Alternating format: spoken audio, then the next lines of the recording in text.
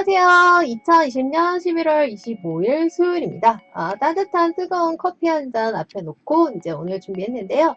전세 습격 어떻게 맞설 것인가 정부의 최근에 뭐 24번째일 수도 있고 25번째일 수도 있는데요.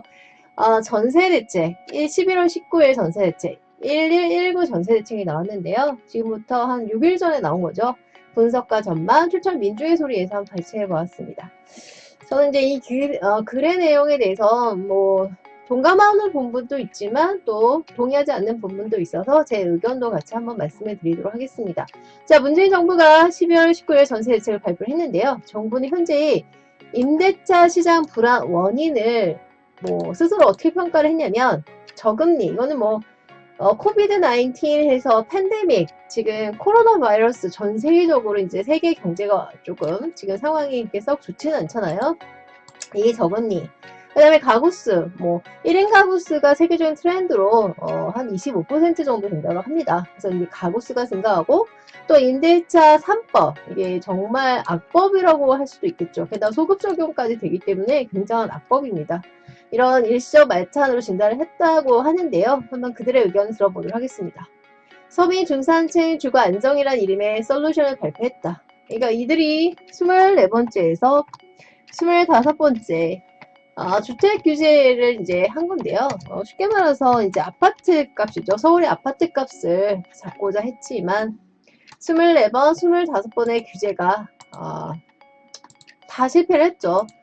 모든 규제가 다 실패를 해서 오히려 가격의 폭등, 게다가 또 어디를 누르면, 어디를 규제하면 그 주변 아파트 값이 오르는 풍선 효과.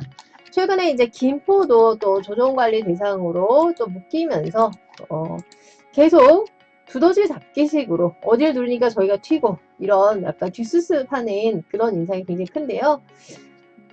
그래서 서민 중산층 이제 주거 안정, 그래서 풍선 이렇게 다 실패를 했고요. 여러분 수요 공급의 법칙을 자유시장 경제를 이렇게 장기간의 규제로 누르면 왜곡이 될 수밖에 없습니다. 그래서 규제로 잡히지 않자 당연히 이제 공급으로 이제 뭐 공급을 늘릴 수밖에 없는 거죠. 계속 규제를 해봤자 지금 뭐 대한민국 역사상 정말 부동산이 이렇게 공부할 게 많았는지 매번 바뀌어서 솔직히 세무사들도 공인중개사들도 굉장히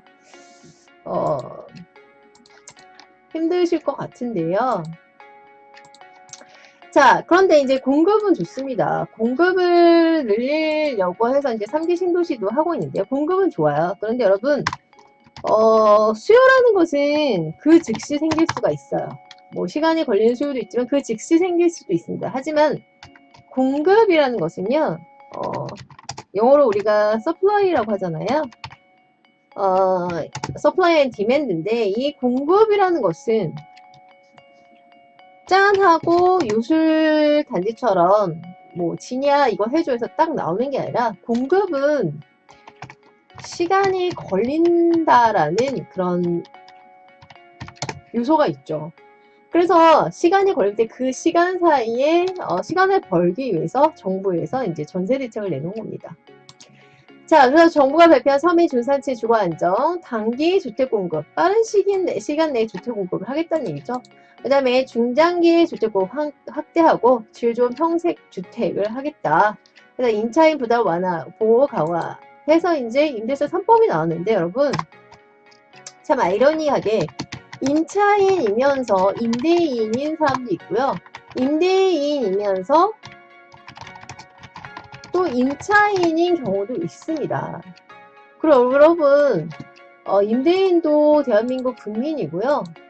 부자가 다 나쁜 건가요? 여러분 자수성가해서 열심히 살아서 또 불축적하는 분들도 있습니다. 그래서 이 부동산 투자를 투기 세력으로 모시는 그런 시선도 좀 정확하게 보고 평가를 하셔야 될 것 같아요. 그리고 인류의 역사상 부자와 기업을 규제한 나라치고 번성하고 풍성한 나라가 없습니다. 인류 역사상.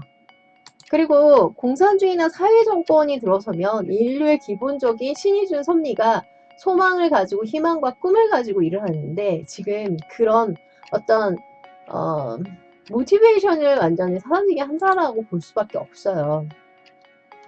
단기주택 공급인데 정부가 발표한 단기주택 확대 방안에는 뭐가 있느냐?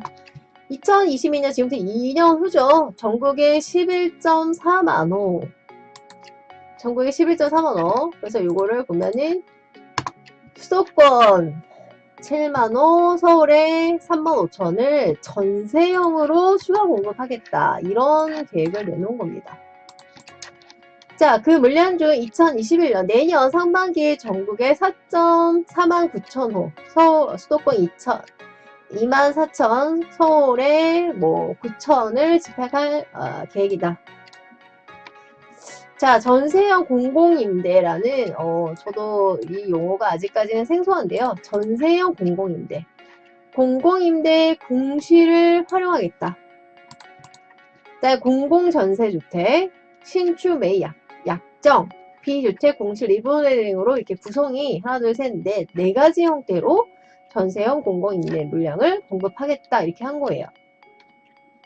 그러면 지금 이제 전세 대란인데요. 구조적 요인과 맞춰서 요인을 한번 코즈앤 이펙트잖아요. 원인과 결과.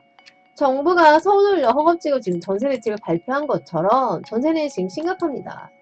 근데 솔직히 이 기사에서는 저는 솔직히 정부의 그런 24번째 이 규제의 실패로 인한 정부의 이 부동산 정책 실패, 정부의 무능이 이 전세난을 만들었다고 생각하는 거거든요.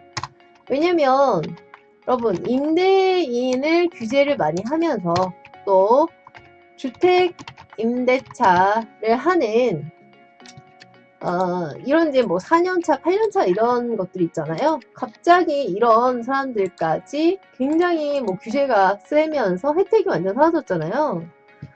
자, 주택 임대를 하는 분들 당연히 이렇게 얼과매니까 전세를 사라질 수밖에 없는데 자, 다른 많은 사회세력들 최근 심한 전세난, 또 전세가격 폭등의 요인은 복합적이다. 그래서 이제 구조적 요인은 금리가 낮았다, 뭐 이렇게 하는데요.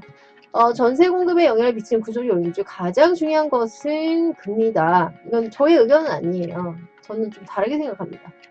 어쨌든 2006년에 기준금리가 4.5%였어요. 2006년에 지금부터 14년 전이죠. 현재는 0.5%.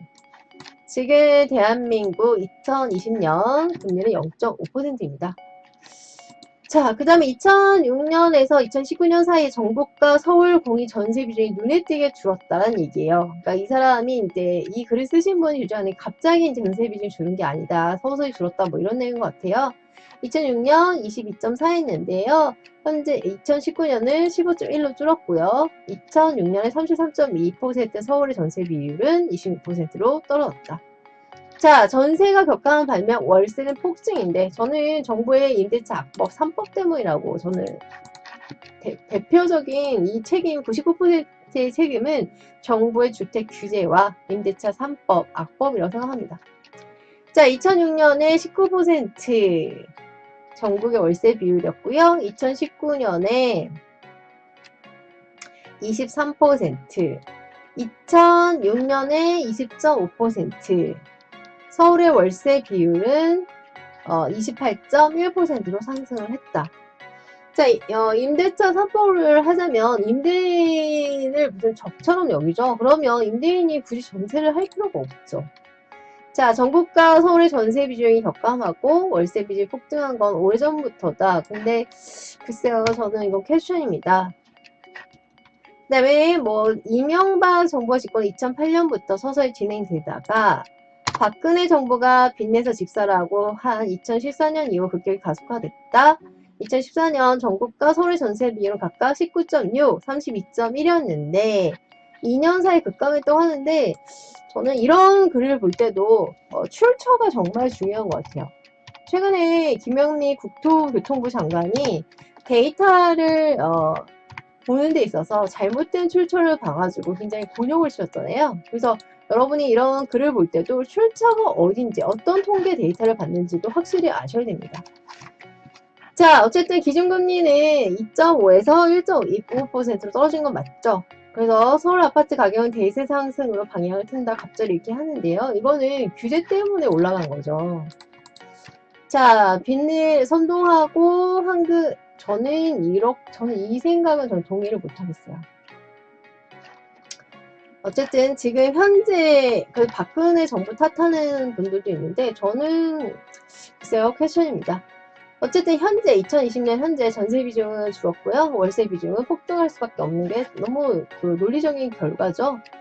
자, 그래서 금리가 단기간 내 추세로 낮아지면 임대인들이 전세를 기대 수익률이 월등히 높은 월세로 빠르게 전환하는 건 또 당연하고요. 그리고 규제가 많으니까 굳이 전세를 할 필요가 없는 거죠. 5% 인상을 비롯해서 여러 가지 뭐 규제가 많다 보니까 그렇게 속 끓일 바에는 그냥 차라리 월세를 받는 게 낫겠다. 뭐 이렇게 하는 거죠.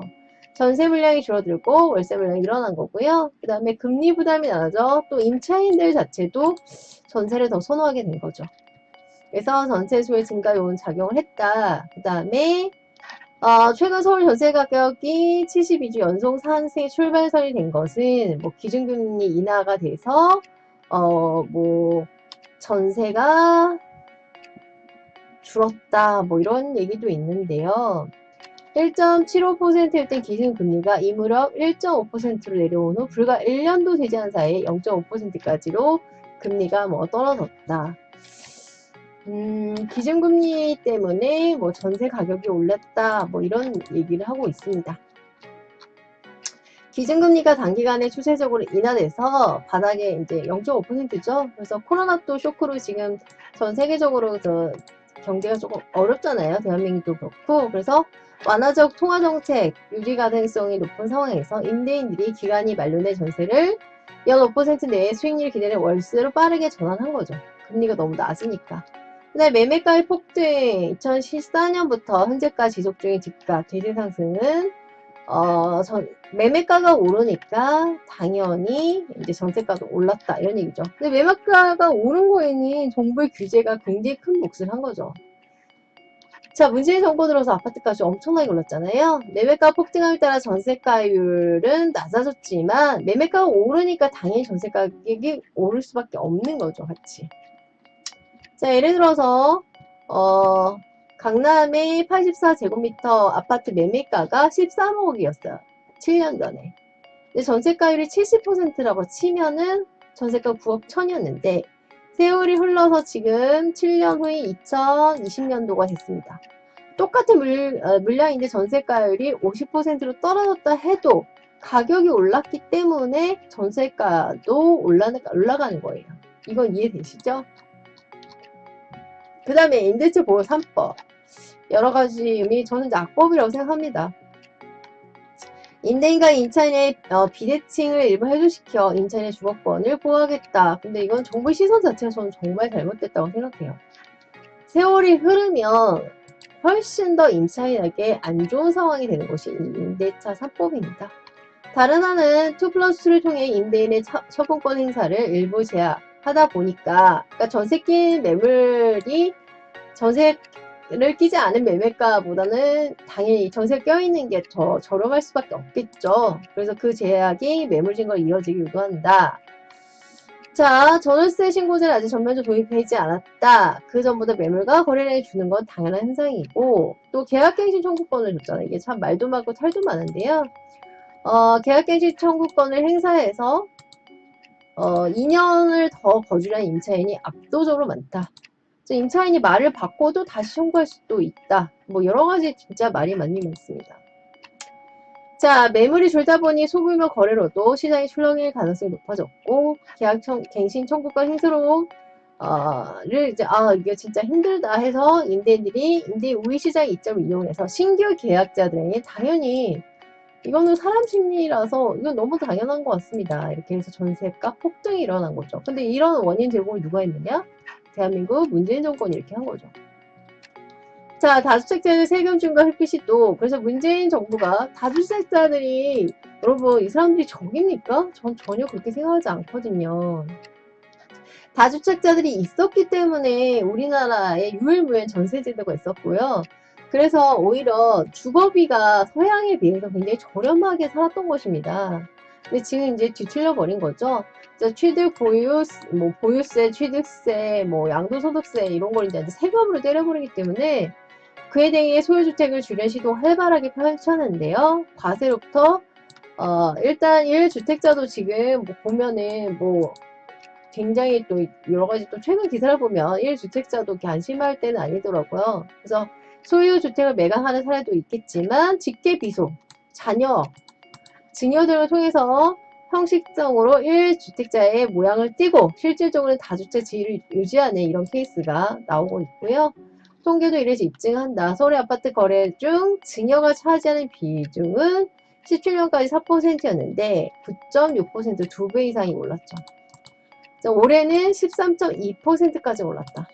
증여 건수는 9월까지 1만 7천 건으로 통계가 작성된 2006년 이래 최고치입니다. 자, 다주택자가 세금 중과를 당연히 회피하려고 이제 증여가 적극적으로 사용이 됐던 거고요. 다주택들의 폭발적인 증여 러쉬는 가뜩이나 위축된 전세 공급을 더 확 줄여버리는 거죠. 예를 들어서 한 집에서 같이 거주하는 직계비속 등이 세대 분리하자. 그리고 차라리 증여 받아라. 주택의 양도세 감면을 목적으로 또 실거주를 하는 거예요. 자, 타인 소유의 주택 전세를 살던 자녀가 다주택 부모로부터 야 증여 받아. 증여 받고 여기서 실거주 해라 하면 타인 소유 주택은 전세 매물로 나오기 때문에 전세 공급의 감소가 이어지지 않지만 만약에 한 집에서 동거하던 자녀가 이럴 경우에는 전세 공급이 감소할 수밖에 없는 거죠. 다주택 부모에게 증여받은 집의 세대 분리 형식으로 갈라서 그쪽에 실거주를 하는 거니까요. 참 답답한 규제들입니다. 이거는 서울 성파구 일대 위치한 아파트 단지인데요. 긴장감이 돈다. 11월 13일